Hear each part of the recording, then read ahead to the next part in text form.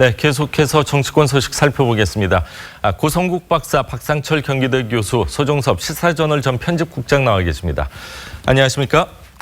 자, 지금 리포트에서도 보셨지만 김정은 위원장이 세 번째로 중국을 방문한 그 시기, 이 북중 간의 밀월 관계가 급물살을 타고 있는데 노영민 주중 대사 그 기간에 한국에 들어와서 지역구를 좀 찾은 걸로 알려져서 논란이 일고 있네요. 그렇습니다. 지난 19일, 20일 동안에 이제 북한 김정은 위원장이 중국을 방문해서 시진핑 주석과 만났지 않습니까? 예. 그런데 주중 대사인 노영민 대사는 이제 16일부터 휴가를 내고 국내에 들어와 있었던 거죠. 그래서 19일 날 이제 민주당의 광역 기초의원 출마자 간담회, 이게 충북 청주에서 열린 그 식당에서 참석을 해서 당선자들을 축하하고 낙선자들을 위로하는 이제 그런 자리에 같이 이제 참석을 한 겁니다. 예. 그래서 그것 때문에 여러 가지 좀 뒷말이 나오고 있는 이제 그런 상황입니다. 예. 청와대가 제 기억에는 김정은 방문 사실 질문을 하자 우리 정부도 다양한 채널을 통해 충분히 소식 듣고 있다. 이렇게 사전에 인지한 듯한 그런 뉘앙스로 이야기를 했는데 주중 노영민 대사는 그 사실을 몰랐으니까 들어왔겠죠? 예, 그렇습니다. 본인은 이제 16일부터 휴가를 내고 왔기 때문에 사전에 알지 못했다라고 얘기를 하고 있고요. 한국에 도착해서야 김정은의 방중한다는 사실을 알게 됐다. 그리고 주중 대사관의 시스템을 완벽하게 이렇게 갖춰놓고 왔기 때문에 대사 대리가 청와대 상황을 실시간 보고하는 등 잘 대처를 했다. 이렇게 해명을 했고요. 본인이 온 것과 관련해서는 선친의 기일, 그리고 결혼을 앞둔 아들의 상견례, 또 본인의 건강검진 일정, 이런 것들을 북중 회담이 결정되기 훨씬 전에 이렇게 조율을 해서 맞춰 놓다 보니까 일정이 그렇게 됐을 뿐이고 외교부의 허가를 받아서 입국을 한 것이다라고 얘기를 하면서 자신은 지금 당적도 없고 개인적인 일로 절차에 따라 휴가를 내서 왔다가 시간이 잠깐 남아서 지역구에서 식사를 한번 한 건데 그거 가지고 너무 정치적으로 해석하는 것은 좀 무리 아니냐 이렇게 지금 얘기를 하고 있습니다. 그렇군요. 변명 내지는 이제 해명을 했을 때 여러 가지 이유를 들어봤을 때 그럴 수도 있겠다 하는 생각이 들면서도 지금 북중 관계나 우리나라와 북한 또 우리나라와 중국과의 관계를 봤을 때 우리나라의 모든 그 정보를 수집을 해서 외교 관계 총괄을 하는 주중 대사가 자리를 비워서 지역구에 가서 당선한 사람들과 간담회 내지는 식사를 한 거, 이거는 또 좀 문제 소지가 있다고 봐야 되지 않을까요, 고 박사님? 저는 야권에서 이거 지역구 관리 차원에서 문제를 제기하는 것은 그건 적절치 않다고 생각합니다. 아마 고향집에 간 거고 가다 보면 정치할 때 수도 있고. 더구나 선거가 며칠 전에 있었으니까 낙선자 위로 차원에서 만날 수 있다고 생각합니다. 근데 이제 중요한 건 그것이 아니고요. 저는 야당이 포인트를 잘못 잡고 있다고 생각하는 거죠. 중요한 건 그게 아니고 김정은 시진핑 회담이라고 하는 것은 우리 한반도 안보 정세와 관련해서 굉장히 중요한 문제 맞습니다. 아닙니까? 사실은 청와대가 다 비상대기 상태입니다. 그렇다면 이 시점에서는 주중 대사, 주미 대사, 주 러시아 대사, 주 일본 대사들이 전부 비상대기 근무를 해야 될 상황이에요. 사실은 시장 군수들 있잖아요. 작은 기초단체장들도 몇 년간 휴가 못 갑니다. 여름 휴가 다 잡아놨다가도 큰 비 온다 그러면 다 취소하고 임시해서 대기하는 거거든요. 그러니까 아마 몰랐을 거예요. 모르고 또 절차에 따라서 외교부에 사전에 다 허가 받게 돼 있습니다. 임지를 떠날 때는 그렇게 했을 거라고 생각해요, 당연히. 그러나 일테면 그래서 김포에 들어왔는데, 인천공항에 들어왔는데 김정은이 시진핑을 만나러 간답니다. 그러면 그 자리에서라도 돌아서 가야 되는 것이 주중대사의 역할이라고 생각합니다. 그래서 이 집권과 같은 한반도의 이 긴박한 정세 속에서 중국에 나가 있는 우리나라 대사가 이런 이 중요한 사건 때 제대로 역할을 다 했느냐. 이게 대리대사가 하는 것하고 다르지 않습니까? 이 점에 있어서는 저는 문제 제기가 돼야 된다고 생각하지만 이 중요한 본은 놔두고 말단적인 얘기를 가지고 논평을 하는 것은 저는 별로 설득력이 없다고 생각합니다. 공직이라는 게 참 어렵다 하는 생각이 들 정도로 지금 고 박사님 말씀하신 것처럼 아는 즉시 만약 중국으로 돌아갔으면 굉장히 또 언론에서 이렇게 칭찬을 해주지 않았을까 하는 생각도 드네요. 근데 이게 보기 나름이고 말 붙이기 나름인데 방금 고 박사께서 지적한 부분하고 또 지역구까지 갔다라고 하면은 노영민 대사는 공인으로서 자격이 없는 것 같이 비출 수도 있어요. 예.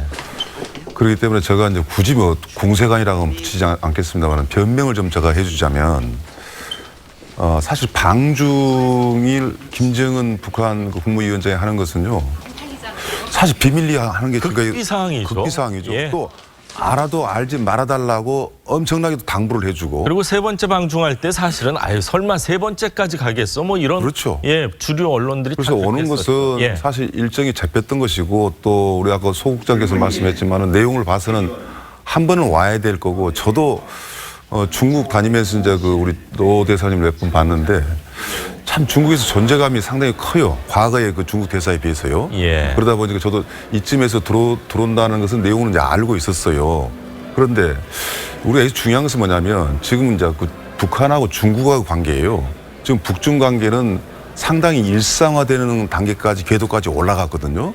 이번에 왜 갔을까라고 했을 때는 여러 가지 이야기를 하지만은 무엇보다도 중국식으로 북한을 개방하는 데 있어서 북중 간에 정말 섬세하게 할 이야기들이 상당히 많았었고 예. 그랬을 때 그 뒤에 이제 온 걸 알게 됐지 않습니까?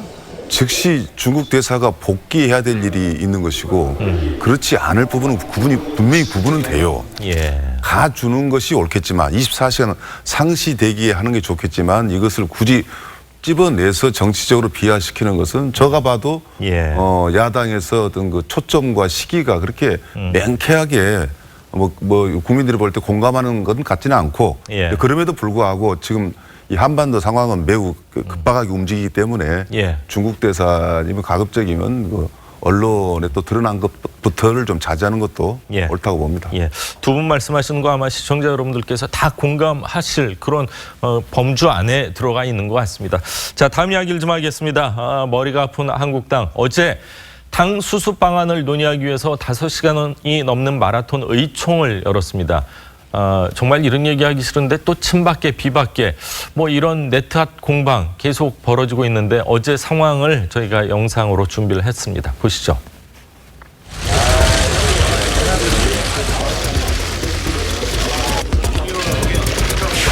네, 지금은 우리를 내던지고 내맡게 할 그런 시점입니다.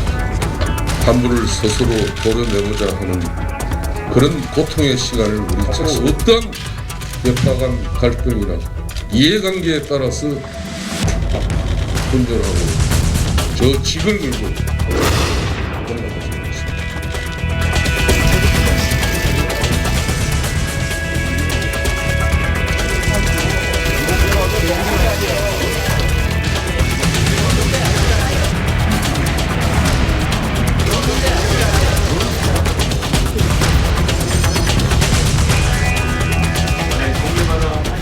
자, 어제 의총 5시간 넘게 했다고 했는데 실질적으로는 싸움만 있었다면서요? 그렇습니다. 어제 오전 10시부터 한 5시간 20분 정도 이제 의총을 도시락 시켜 먹으면서 했는데 내용을 보면 이른바 개파 갈등만 전면적으로 노출한 그런 꼴이 됐습니다.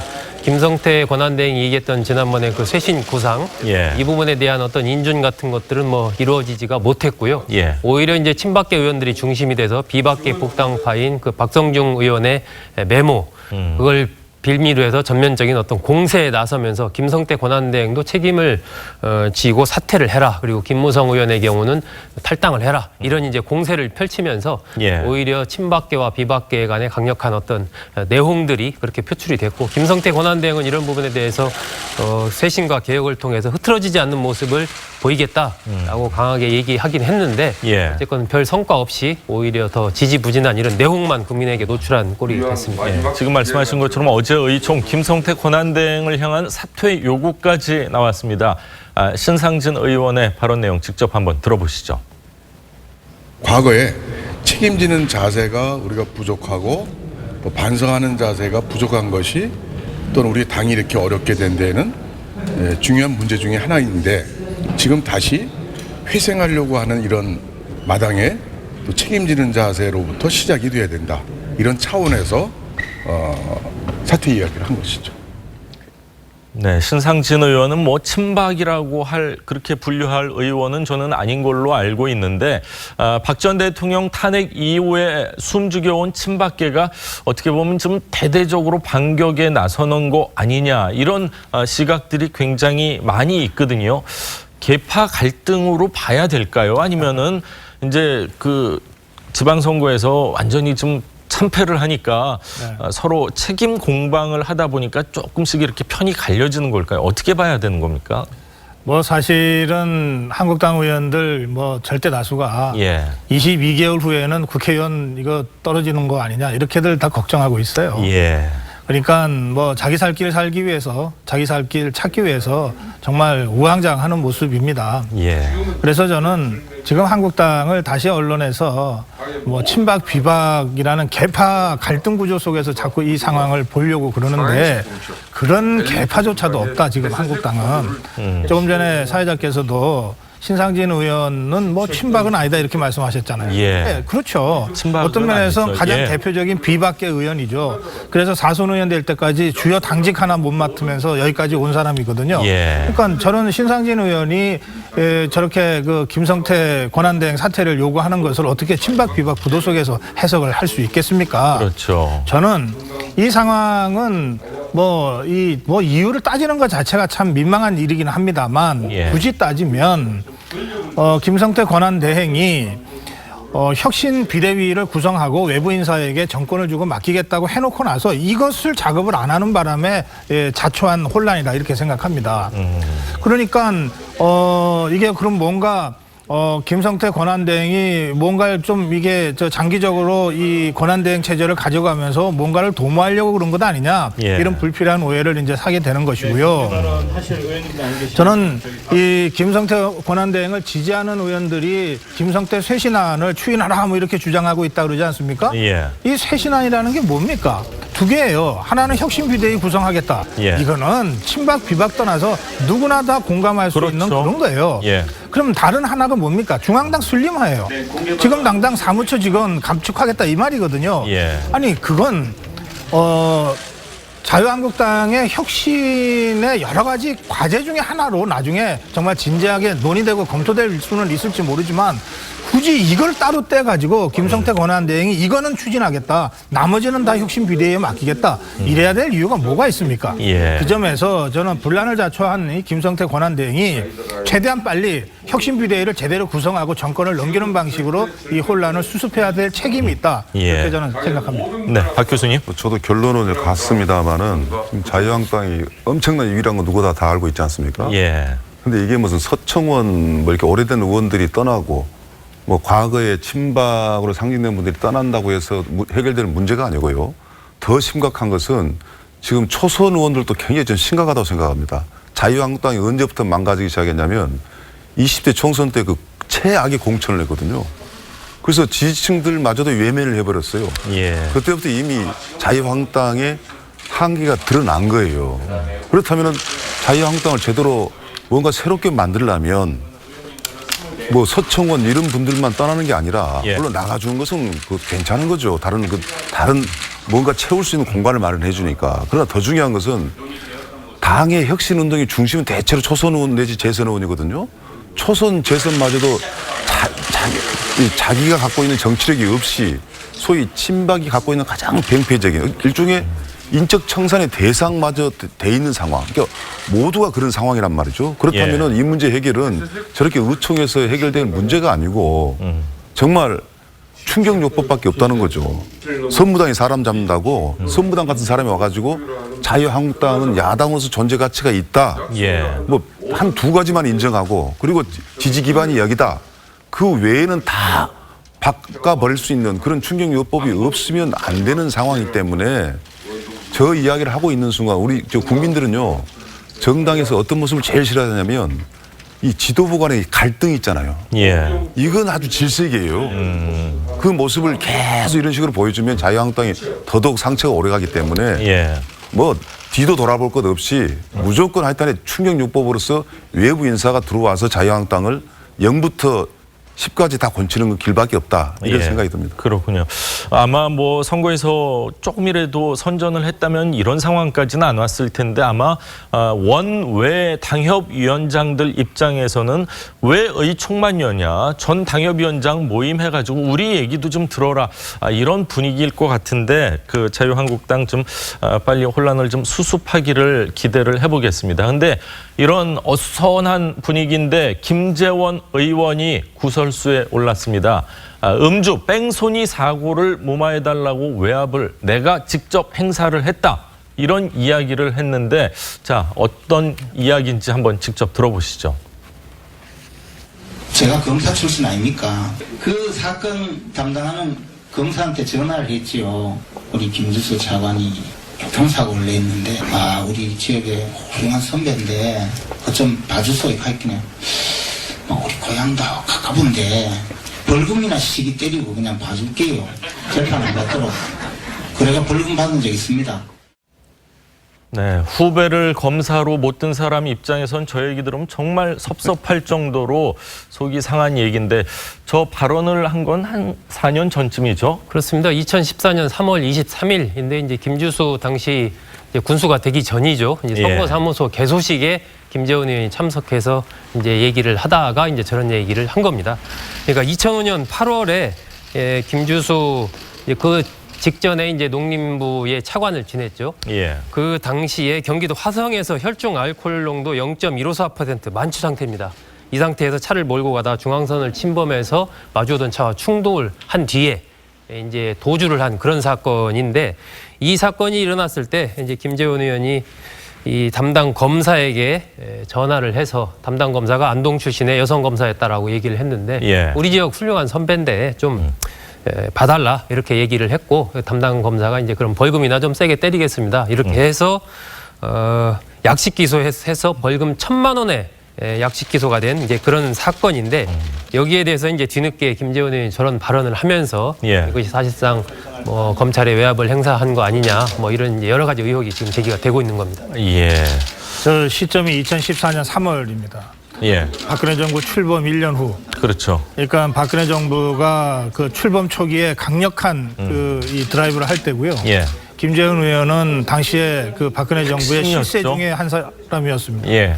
그리고 저런 얘기를 공개적으로 여러 유권자들이 있는 자리에서 하고 뭐 웃음소리가 나고 이러지 않았습니까? 저건 그냥 넘어갈 수가 없어요. 저는 검찰 수사가 바로 들어가야 되고 그 김재원 의원뿐만 아니라 그 음주운전을 했던 사람 그리고 뭐 봐줬다는 검사에 대한 전반적인 수사로 바로 착수해야 된다고 생각합니다. 예, 그 정도의 사고, 뭐 음주운전을 했을 때 과연 뭐 벌금이 저는 어느 정도 나온지는 모르겠지만 주변 사람들하고 잘 살펴봐서 이게 정말로 좀 솜방망이였다 하면은 저는 큰 문제고 솜방망이가 아니라 했어도 이 말 자체가 다 사실이라면은 정말 굉장히 큰 문제인 것 같습니다. 이런 부분도 좀 잘 살펴보기를 기대하겠습니다. 자, 오늘 세 분 말씀은 여기까지 듣겠습니다. 감사합니다.